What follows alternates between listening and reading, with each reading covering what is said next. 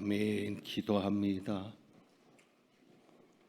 우리와 늘 함께 계셔서 고난 받을 때에도 참된 평화를 얻게 하시는 주님을 찬양합니다. 저희가 드리는 찬양을 받으시고 수고한 할렐루야 찬양대와 광릉숲 오케스트라 위에 은혜를 베푸시옵소서.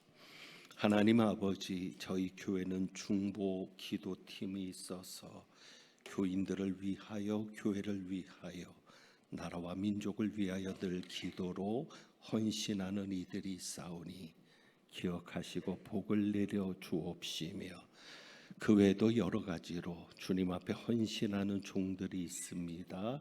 기억하시고 함께하여 주옵소서. 이제 말씀 듣습니다. 성령님 역사하여 주셔서 하나님의 음성만 듣게 하옵소서. 우리 주님 예수 그리스도 이름으로 기도합니다. 아멘. 평소에 학생들에게 전도를 열심히 하는 교수님이 있었습니다. 어느 날 한 학생이 그 교수님에게 질문을 합니다. 교수님, 사람이 죽는 준비를 하는 데는 시간이 얼마나 걸릴까요? 교수가 대답합니다. 그거야 몇 분이면 되지. 그러자 학생이 다시 질문합니다. 그러면 천당 가는 준비를 하는데도 얼마나 걸립니까? 라고 묻습니다. 교수가 대답합니다. 그것도 몇 분이면 되네. 예수님 곁에 십자가에 달렸던 강도는 잠깐 예수를 믿고도 구원받지 않았나? 라고 대답합니다. 그러자 젊은이는 그러면 괜찮겠군 하면서 이렇게 말합니다. 저는 즐기다가 마지막에 가서 예수를 믿겠습니다. 그리고는 자리를 뜨는 겁니다. 그러자 다급히 교수가 그 학생을 부르더니 다시 앉히면서 말합니다. 이 사람아, 내가 한마디 묻겠네. 자네는 자네가 언제 죽을지 아는가? 그러자 학생이 대답하죠. 그야 모르지요. 그러니까 교수님이 한마디 합니다. 언제 죽을지 모르는 것, 바로 그것이 문제일세. 여러분이 이 이야기의 의미를 아시겠습니까? 만약에 여러분이 언제 죽을지 안다면 여러분도 실컷 즐기다가 죽기 직전에 예수 믿고 천국에 가시겠습니까? 그렇게만 되면 나는 천국에 갔으니 됐다라고 만족히 여기시겠습니까? 오늘 말씀의 제목이 주행 가는 거리입니다. 여러분이 타는 차 중에는 계기판에 주행 가는 거리가 표시되는 차들이 있습니다. 남은 연료가 표시가 됩니다. 몇 리터가 남았는지를 보여주면서 그 연료를 가지고는 몇 킬로미터까지 갈 수 있는지를 표시합니다. 이것은 운전하는 이에게 참 편안함을 줍니다. 우리가 보통 어디를 갈 때 내비게이션을 가지고 이용을 해서 가는데 그 내비게이션에는 거리가 나옵니다. 우리가 가는 목적지가 몇 킬로 남았다. 그래서 왕복을 계산해 보고는 주행 가는 거리를 가지고는 미리 준비를 할 수 있습니다. 이 정도면 충분히 갔다 올 수 있겠다. 아니면 중간에 기름을 한번 넣어야 되겠다라고 미리 준비할 수 있어서 얼마나 좋은지 모릅니다. 우리 인생에도 주행 가는 거리를 알면 얼마나 좋을까 생각해 봅니다. 우리에게 주행 가는 거리가 표시된다면 얼마나 좋을까. 2절에 보니까 하나님께서 베드로를 통해서 가르쳐 주시는 것이 겁니다. 2절입니다. 그 후로는 다시 사람의 정욕을 따르지 않고 하나님의 뜻을 따라 우리는 무엇을 살고 있다고 말합니까? 육체 남은 때를 살게 하려 함이라. 우리 모두는 육체 남은 때를 살고 있는 것입니다. 그러니 육체의 남은 때를 안다면 얼마나 좋을까? 이렇게 비유한다면요, 우리가 이 땅에 태어날 때 하나님으로부터 연료통에 가득 채워가지고 온 겁니다. 그 연료통의 용량은 각기 다 다를 겁니다. 왜? 오는 데는 순서가 있어도 가는 데는 순서가 없다고 말하기 때문에 하나님으로부터 받은 연료통에 연료가 가득 차서 왔는데 그것을 매일매일 살면서 그 연료를 소진해 가다가 결국 그 연료가 바닥이 나면 우리도 멈추는 겁니다. 그렇다면 여러분의 시간은 얼마나 남아 있습니까? 그래서 우리는 남은 때를 사는 건데 여러분은 얼마나 때가 남았다고 생각하십니까?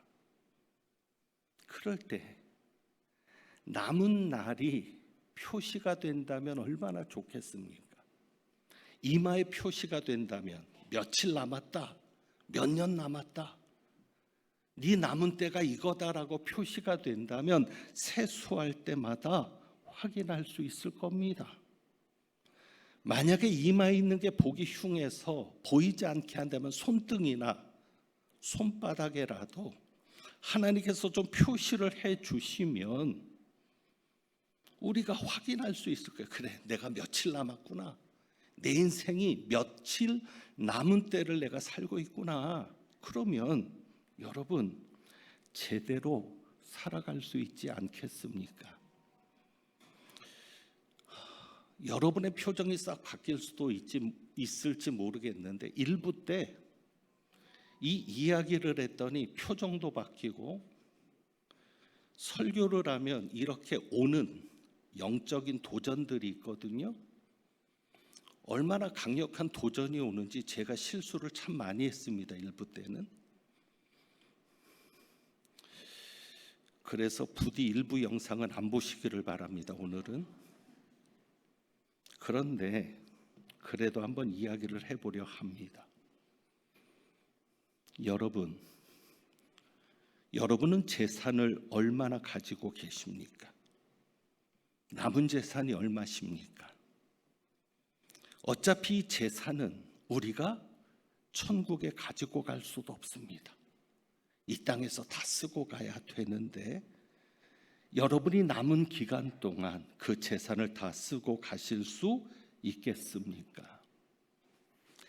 내가 가진 재산을 가지고 남은 때를 안다면 나눠보면 될 겁니다. 그러면 그래, 하루에 내가 얼마씩만 쓰면 죽을 때까지 그래도 돈 걱정 안 하고 살 수 있겠다. 이렇게 계산도 될 것이고 사실 불안하잖아요. 노후가 불안합니다. 100세 시대인데 지금 내가 가지고 있는 것을 가지고 끝까지 자식들에게 손 벌리지도 않고 누구에게 아쉬운 소리 안 하고 내가 끝까지 잘 살 수 있을까? 모르잖아요. 언제 갈지 모르니까. 그런데 남은 때를 알면 얼마나 좋겠습니까? 안심도 될지 모르겠습니다. 자, 그렇다면 여러분이 이 땅에서 얼마 남아있는지를 아신다면 여러분은 지금보다 더 잘 살아갈 자신이 있으시겠습니까? 남은 때를 안다면요. 우리는 예수 믿는 사람들이기 때문에 이 남은 때에 대한 접근이 좀 다릅니다.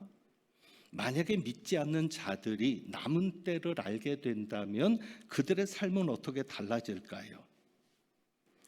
자기의 숫자가 점점 줄어드는 것을 보는 겁니다. 하루 지나니까 숫자가 1이 지나 있는 겁니다. 점점 줄어드는 것을 보면 믿지 않는 자들은 어떻게 반응할까를 생각해 보면 히브리서 2장을 한번 볼까요? 베드로 전서 앞에가 야고보서입니다. 야고보서 바로 앞에가 또 히브리서니까 조금만 앞으로 넘기시면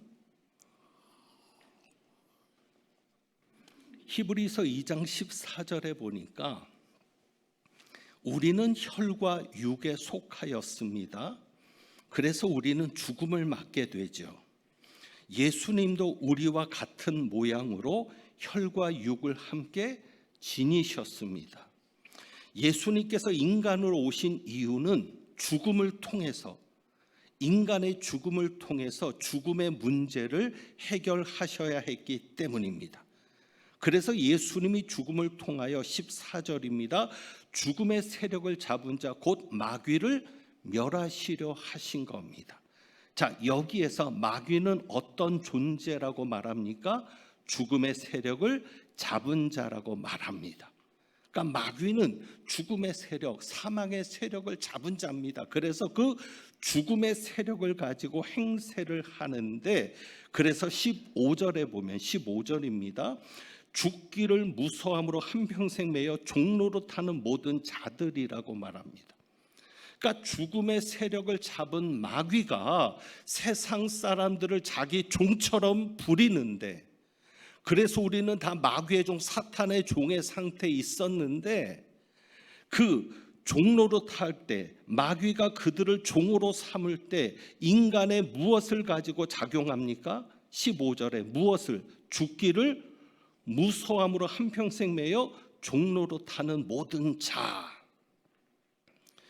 여기에서 알 수 있는 것은 사람들은 근본적으로 무엇에 대한 공포가 있다는 것입니까? 죽음.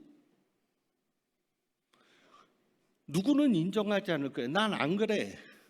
누구는 일부러 감출 거예요. 무시할 거예요. 하지만 가장 근본적인 인간의 깊은 속에는 무엇에 대한 공포가 있습니까? 죽음에 대한 공포. 그래서 마귀가 그 죽음에 대한 공포를 가지고 인간, 세상 사람들을 자기 종으로 삼아서 마귀의 종처럼 마귀가 원하는 대로 살게 만들어 버린 겁니다. 그러니까 예수 믿지 않는 사람들은 자기의 살아있는 날들, 남아있는 때가 점점 줄어드는 것을 보면 점점 무엇에 사로잡히게 될까요? 공포. 그러니까 사는 날이 얼마 남지 않으면 않을수록 그들은 공포심에 사로잡혀서 정상적인 생활이 어려워질 겁니다. 그러니까 믿지 않는 자들은 오히려 남은 때가 언제인지를 모르는 것이 좋습니다. 하지만 우리는 다릅니다. 남은 때를 좀 알면 좋겠습니다. 내 인생이 며칠이 남았는지, 몇 년이 남았는지를 좀 알면 좋겠습니다. 왜? 우리는 죽음이 와도 두렵습니까? 두렵지 않습니까? 두렵지 않습니다. 왜? 15절입니다. 죽기를 무서함으로 한평생에 종로로 타는 모든 자들 놓아주려 하심이니. 우리는 노임 받았습니다. 죽기를 무서워해서 죽음의 세력을 잡은 자 마귀에게 종로로 타고 살았는데, 예수님께서 죽음을 통해서 모든 사망의 권세에서 해방시켜 주셨고, 17절입니다. 하나님의 일에 자비하고 신실한 대제사장이 되어 백성의 죄를 속량하려 하심이라. 신실한 대제사장이 되신 예수님께서 자신이 친히 제물이 되심으로 우리의 죄를 속량해 주셨기 때문에 죄의 삭은 사망인데, 이제는 더 이상 사망이 우리를 지배할 수 없으니 우리는 죽음에 대한 공포를 가지지 않습니다. 그러니까 우리는요, 주행 가는 거리가 점점 짧아지는 것을 보고 공포심이 생기지 않는 거예요. 왜? 만약에 우리가 이 땅에서 주행 가는 거리가 0이 되어서 갑자기 차가 도로 항복판에서 연료가 떨어져서 갑자기 멈추듯 우리 인생도 멈출 때가 있을 거 아니에요. 언제 멈출지는 모르지만 멈출 것 아닙니까? 그래도 우리는 두렵지 않은 것은 왜? 이 땅에서의 주행이 멈추면 우리는 어디에서? 천국에서.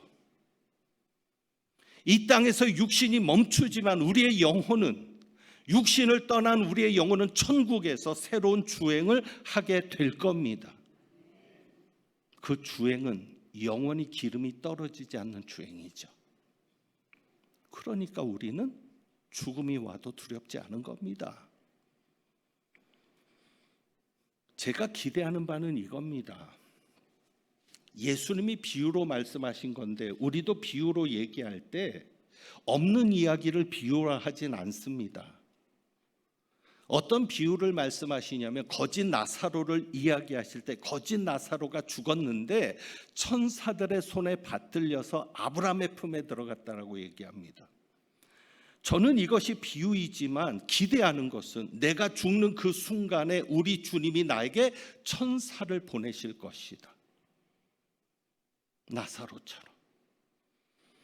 그래서 천국 가는 길 나 혼자 가는 게 아니라 천사가 나를 이끌어서 가는 거죠. 그러니 죽음이 두렵겠습니까? 천사 인도를 받아가는데 육신의 눈이 감기면 영의 눈이 떠지는 법이죠. 내 육신의 눈이 감겨가는 그 순간 영의 눈이 떠지면서 천국을 바라보며 죽을 수 있는데 죽음이 두렵겠습니까? 무엇보다도 사도 바울의 고백처럼 우리가 그렇게 평생 사랑했던 주님, 사랑합니다 고백했던 그 주님과 영원히 함께 있는 것이 천국인데, 죽음은 예수님과 함께 있는 것의 시작인데 우리는 죽음을 두려워하지 않죠. 천국 가는 것을 두려워하지 않습니다. 그러니 주행 가는 거리가 짧아져도 우리에게는 두려움이 아니라 오히려 기쁨이 될 수 있는 거죠. 자, 그런데 예수를 믿는 우리가 천국에 들어갈 확신이 있는 것으로만 만족할 수 있을까? 분명 여러분은 확신이 있습니다. 왜? 천국은 믿음으로 가는 겁니다. 절대 흔들리지 마십시오. 여러분이 예수를 믿는다면, 예수 그리스도가 나의 주 나의 하나님이라고 나의 구원자라고 믿는다면, 오늘도 여러분의 죄를 속량해 주신 대제사장이심을 믿는다면 여러분은 천국 갑니다.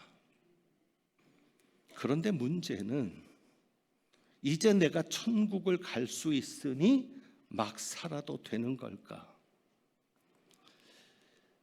베드로가 남은 때를 이야기하는 것은 어떤 표현이냐면 예수 믿기 전과 예수 믿은 후를 얘기하는 겁니다. 예수님을 믿고 난 후, 예수님이 내 죄 문제를 해결해서 내가 이제는 천국에 들어갈 수 있는 자로 천국 백성으로 살아가게 되는 때가 남은 때였던 겁니다. 자, 그러면 이제 내가 천국에 들어가는 자로 남은 때를 살고 있으니 막 살아도 되는가? 안심해도 되는가? 아니죠. 천국에 들어가는 것만으로 끝나지 않음을 오늘 말씀은 우리에게 보여주는 겁니다. 천국에 들어간 우리에게 남아있는 것이 하나 있는데 5절입니다. 베드로전서 4장 5절. 그들이 산자와 죽은 자를 심판하기로 예비하신 이에게 사실대로 고하리라. 그들은 누구냐면 이방인들, 예수 믿지 않는 자들. 이들이 누구에게 고한다고 하는데 예수님을 이렇게 말씀합니다. 산자와 죽은 자를 심판하려고 예비하신 이. 그러니까 우리 주님은 심판주로 오시는데 산자와 죽은 자를 심판하기 위해서 지금 준비하고 계시는 거예요. 이 준비가 끝나면 심판주로 오실 거예요. 산자와 죽은 자는 누구냐? 산자는 우리, 예수님이 재림하실 때에 살아있는 우리. 죽은 자는 예수님이 오시기 전에 이미 죽은 자들. 한 사람도 예외 없이 모든 인류가 주님의 심판대 앞에 서게 될 겁니다. 그럴 때에 5절에 보면 예비하신 이에게 사실대로 고하리라. 이전 성경에는 직고하리라 라고 되어 있었습니다. 사실대로 고하리라. 그러니까 재판정 앞에 서는 건데 문제는 검사가 없어요. 보통 일반 재판정은 검사가 있어서 죄를 들춰냅니다.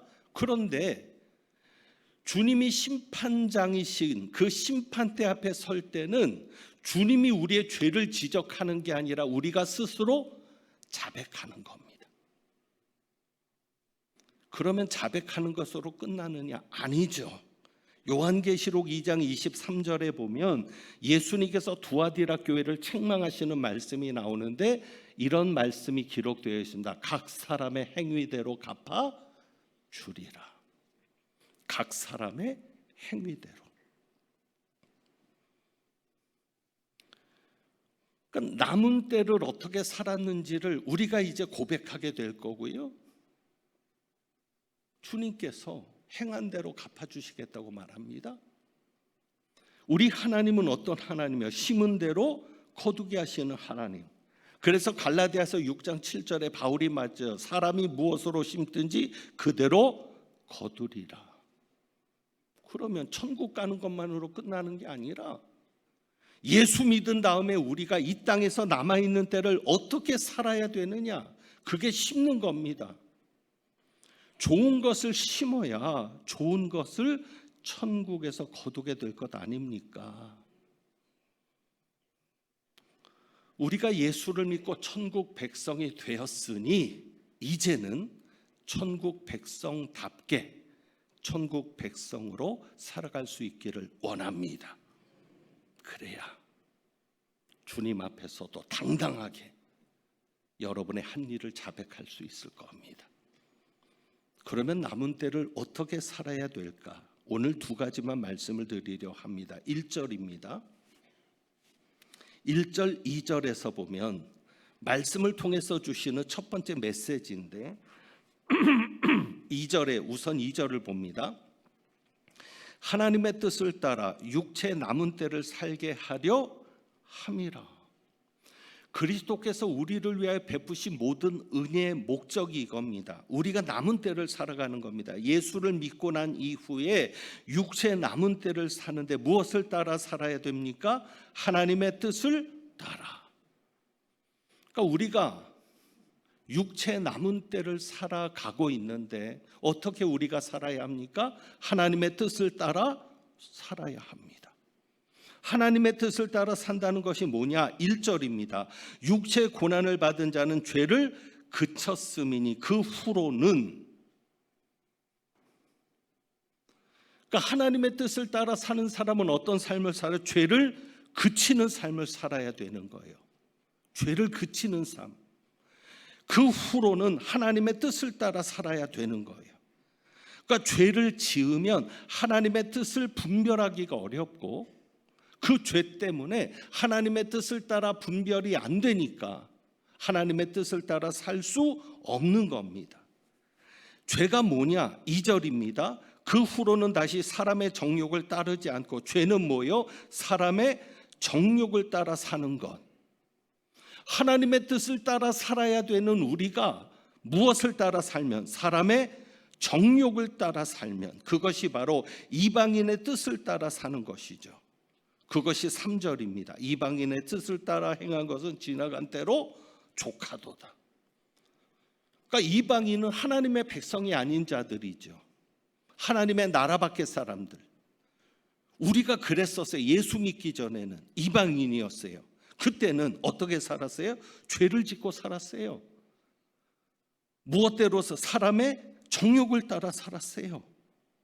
그래서 구체적인 행위들이 나옵니다. 3절 어떻게 나와요? 너희가 음란과 정욕과 술 취함과 방탕과 향락과 무법한 우상 숭배를 하여 이방인의 뜻을 따라 행한 것은 지나간 때로 족하도다. 예수 믿기 전에는 어떻게 살았다는 거예요?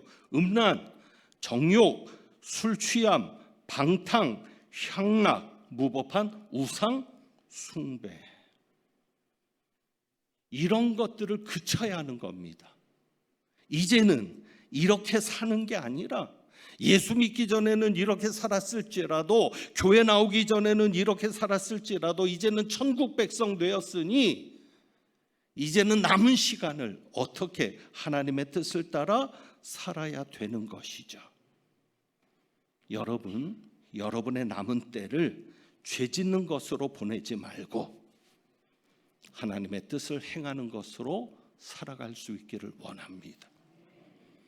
여러분이 죄를 지을 때 하나님은 고난을 허락하십니다. 4절입니다.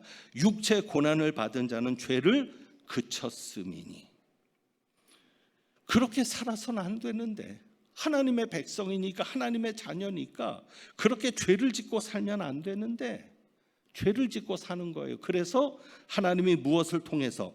고난을 통해서 죄를 그치게 하는 거죠. 베드로전서 3장에 가서 보면 우리가 당해야 될 고난은 이겁니다. 어떤 고난이요? 3장 17절, 선을 행함으로 고난받는 것이 하나님의 뜻일진데, 우리가 당해야 되는 고난은 어떤 고난이어야 돼요? 선을 행함으로 고난받는 것, 그게 하나님의 뜻이에요. 그리고 3장 14절, 의를 위하여 고난을 받으면 복 있는 자니, 복 있는 자가 누굽니까? 의를 위하여 고난을 받는 자. 그런데 17절에 말하는 것처럼 악을 행함으로 고난받는 것보다 나으니라. 악을 행하는 거예요. 그럴 때 하나님이 악을 행함으로 고난이 오게 해서 그 고난을 통해서 죄를 그치게 하시는 거죠. 여러분이 하나님의 뜻을 따라 남은 때를 살아야 되는데, 만약에 생각지도 않았던 고난이 왔다, 갑자기 문제가 생겼다. 그런데 분명 그 고난이나 문제가 선을 위해서 받는 고난이나 의를 행함으로 받는 고난이 아니라면 한번 여러분은 물어봐야 됩니다. 내가 잘못 산 게 무엇인가? 혹시 내가 죄를 짓고 있는 것은 없는가? 왜? 그래서 하나님이 고난을 통해서 죄를 그치게 하시는 거거든요. 어쨌거나 여러분의 남은 때를 죄 짓는 데 쓰지 말고 하나님의 뜻을 따라 사는 것으로 채워 가실 수 있기를 원합니다. 그 다음에 두 번째로는 우리의 남은 때를 이렇게 살아야 합니다. 신분의 변화가 생활의 변화로 이어지는 삶을 살자는 것입니다. 이해가 되십니까? 잘 기억해 주세요. 신분의 변화가 생활의 변화로 이어지는 삶. 그게 뭐냐면, 우리는 이전에 베드로전서 4장에서 이야기한 것처럼 3절입니다. 우리의 신분은 무엇이었어요? 이방인이었어요. 이전에는 이방인이었어요. 그런데 지금은 누구죠? 하나님의 백성. 그러면 이방인의 때로 산 것은 과거가 족한 겁니다. 이제는 신분이 하나님의 백성이 되었으니 하나님의 백성으로 살아야 합니다. 하나님의 백성으로 살다 보면 이런 일이 생겨요. 자, 4절입니다. 이러므로 너희가 그들과 함께 그런 극한 방탕에 다름질하지 아니하는 것을 그들이 이상히 여겨 비방하나. 육체 남은 때를 하나님의 뜻을 따라 사는 여러분들에게 이런 일이 좀 있기를 바랍니다. 그것은 뭐냐면, 이방인들이 여러분을 이상히 여기고 비방하는 겁니다. 무슨 얘기냐면, 우리도 이방인인 때는 어떻게 했어요? 예수 믿기 전에는 음란, 정욕, 술 취함, 방탕, 향락, 무법한 우상, 숭배. 그래서 믿지 않는 자들과 똑같았어요. 그런데 예수를 믿고 나서는 달라지는 거예요. 그러니까 믿지 않는 사람들이 이상히 여기는 거예요. 어떻게 저렇게 달라졌지? 아니, 어떻게 저렇게 술을 좋아하던 친구가 술 먹으러 가자는데 꿈쩍을 하네? 맨날 줄담배를 입에 달고 살았던 친구가 어떻게 저렇게 한 번에 담배를 끊어? 그러니까 믿지 않는 사람들이 이상히 여길 수 있도록 여러분의 변화를 보여준다면 하나님 얼마나 기뻐하시겠어요? 심지어는 비방하는 겁니다. 왜 비방해요? 예수 믿는 사람은 거짓말 안 하거든요. 예수 믿는 사람이 정직하게 사니까 거짓말로 사는 사람들이 양심의 가책을 느끼는 게 그를 보면서, 그러니까 비방하는 거예요. 회사에서도 부정을 안 합니다. 예수 믿으니까. 그러니까 부정한 방법으로 자기 입속을 채우는 직장 상사나 동료가 미워할 수밖에 없는 거예요. 그래서 비방하는 거죠. 그것이 바로 여러분이 의를 위하여 받는 고난이고 선을 행함으로 받는 고난일 수 있죠. 만약에 여러분이 그런 삶이 된다면 하나님이 인정하시는 삶인 거죠.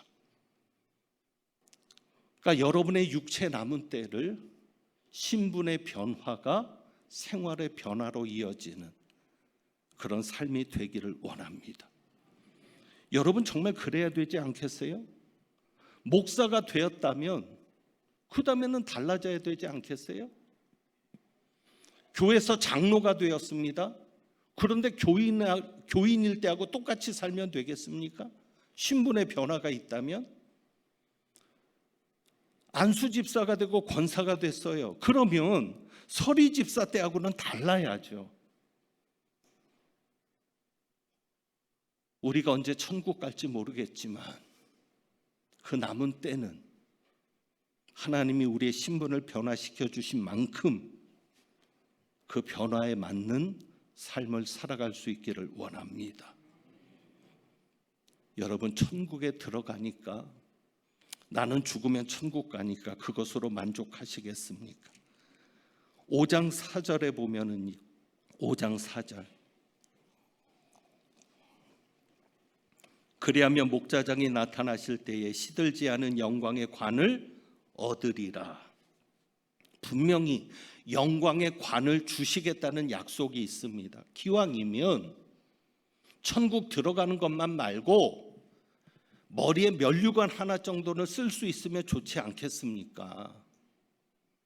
10절에 보면 모든 은혜의 하나님 곧 그리스도 안에서 너희를 부르사 자기의 영원한 영광에 들어가게 하시니가, 하나님의 영원한 영광에 들어가게 하신 하나님이신데 우리가 그 하나님의 영광에 동참할 수 있는 자가 되면 얼마나 좋지 않겠습니까?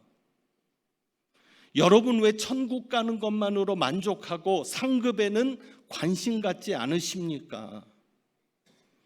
여러분이 지금까지 남은 때를 그렇게 살아간다면, 앞으로도 그냥 그렇게 살아간다면 하나님 앞에 상 받을 것이 얼마나 되시겠습니까? 어릴 때 교회 학교에서 들었던 그 한 편의 설교, 융판 설교라고 하잖아요. 그림을 그려서 붙여가면서 설교를 하는데 그때는 순수한 마음에 진짜 있는 줄 알았어요. 천국에 가면. 그게 뭐예요? 개털모자. 누구는 천국에 가서 황금 면류관을 받는데 누구는 개털모자를 받는데요. 어린 마음에 진짜 개털모자가 있는 줄 알고, 그래? 천국 가는 것만이 다가 아니구나. 그러면 내가 어떻게 살아야 되지? 부흥회를 가면은요, 목사님들이 그런 얘기를 해요. 부흥 강사님들이 여러분 천국에서 아파트에 살아야지 판잣집에 살면 되시겠습니까? 사실 뻥이죠. 천국에 무슨 아파트가 있고 판잣집이 있어요. 그런데 그런 설교를 통해서 그래, 천국 가는 것이 전부가 아니구나. 상급이 있구나. 그것을 생각하며 그래도 예수 믿는 난데 그래도 달라야지. 그렇게 살아왔거든요. 어느 분은 그런 얘기를 합니다.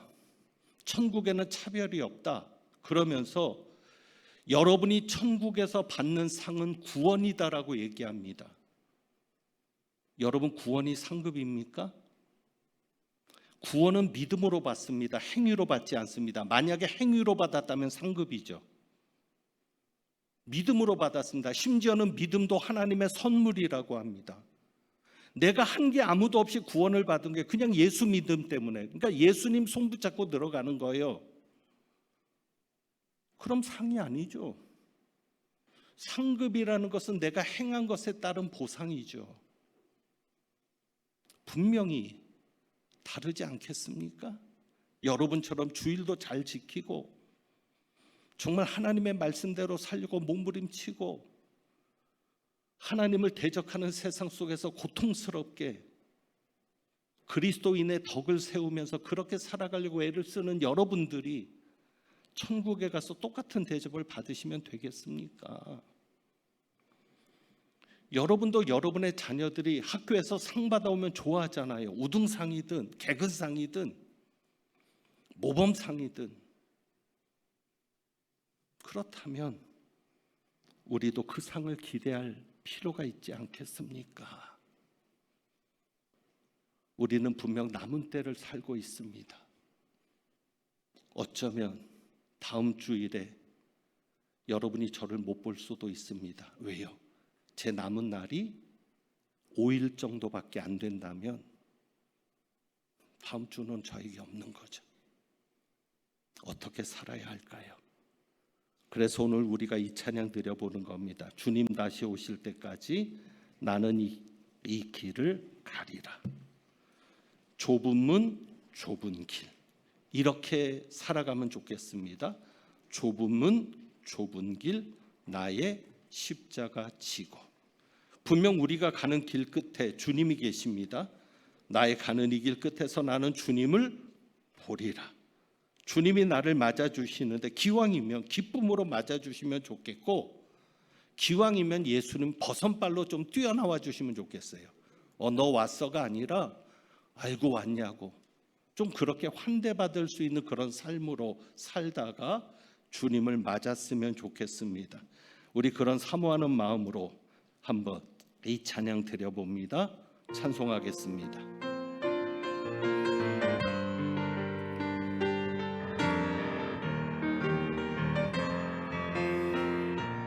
주님 다시 오실 때까지, 주님 다시 오실 때까지 나는 이 길을 가리라. 좁은 문, 좁은 길, 나의 십자가 지고 나의 가는 이 길 끝에서, 나의 가는 이 길 끝에서 나는 주님을 보리라. 주님 볼 것입니다. 영광의 내 주님 나를 맞아 주시리. 아멘. 주님 다시 오실 때까지 나는 일어나 달려가리라. 주의 영광 온 땅 덮을 때 나는 일어나 노래하리. 내 사모하는 주님, 온 세상 구주시라. 내 사모하는 주님, 영광의 왕이시. 다시 한번 찬양합니다. 주님 다시 오실 때까지, 주님 다시 오실 때까지 나는 이 길을 가리라. 좁은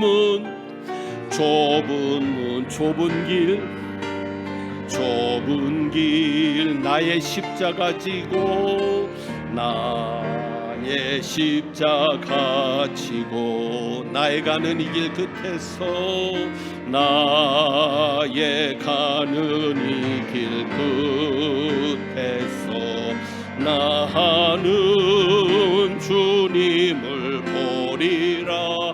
영광의 내 주님 우리를 맞아주십니다. 나를 맞아주시리. 아멘. 주님 다시 오실 때까지 나는 일어나 달려가리라. 주의 영광 온 땅 덮을 때 나는 일어나 노래하리. 아멘. 내 사모하는 주님 사모합니다. 온 세상 구주시라 내 사모하는 주님, 영광의 왕이 가사를 바꿔서 부릅니다. 내 사랑하는 주님, 내 사랑하는 주님, 주님 사랑합니다. 온 세상 구주시 주님 사랑합니다. 내 사랑하는 주님, 영광의 왕이시라.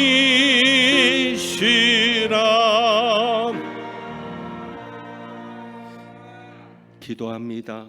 하나님 아버지, 감히 요청합니다.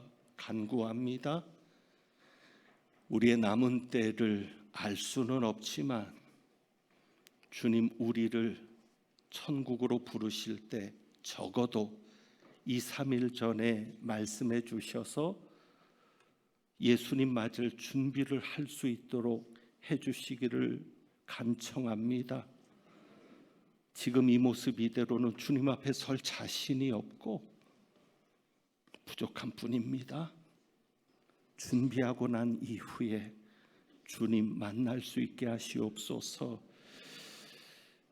마트만 나가도 치장하고 나가며 꾸미고 나가고 짧은 여행만 해도 준비를 잔뜩 해서 나가는데 내가 사랑했던 주님, 평생을 의지하고 손붙잡고 갔던 주님을 만나는데 그래도 준비할 시간이 필요하니 주여 도와주셔서 역사하여 주셔서 우리의 남은 때를 하나님의 뜻을 따라 사는데 힘쓰게 하시고 하나님의 영광에 참여할 자로 합당히 여김을 받는 일에 힘쓰는 저희들 되게 하옵소서.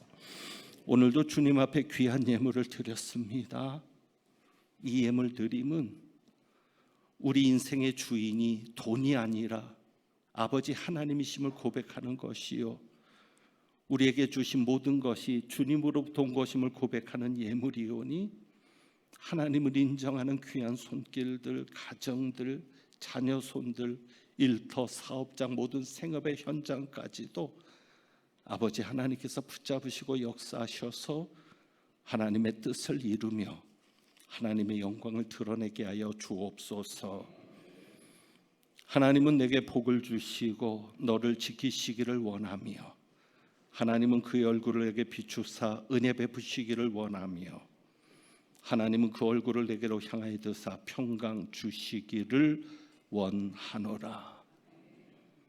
우리의 남은 때가 얼마인지는 모르지만 그 남은 때를 하나님의 뜻을 따라 살기를 다짐하고 소망하고 나아가는 주님의 귀한 백성들 위에 우리의 대제사장이신 예수 그리스도의 은혜와 우리를 자녀로 천국 백성으로 삼아주신 아버지 하나님의 사랑과 천국 백성답게 아버지의 자녀답게 살도록 역사하시는 성령님의 교통하시며 충만케 하심이 이제부터 영원까지 함께 하시기를 축원하옵나이다. 아멘.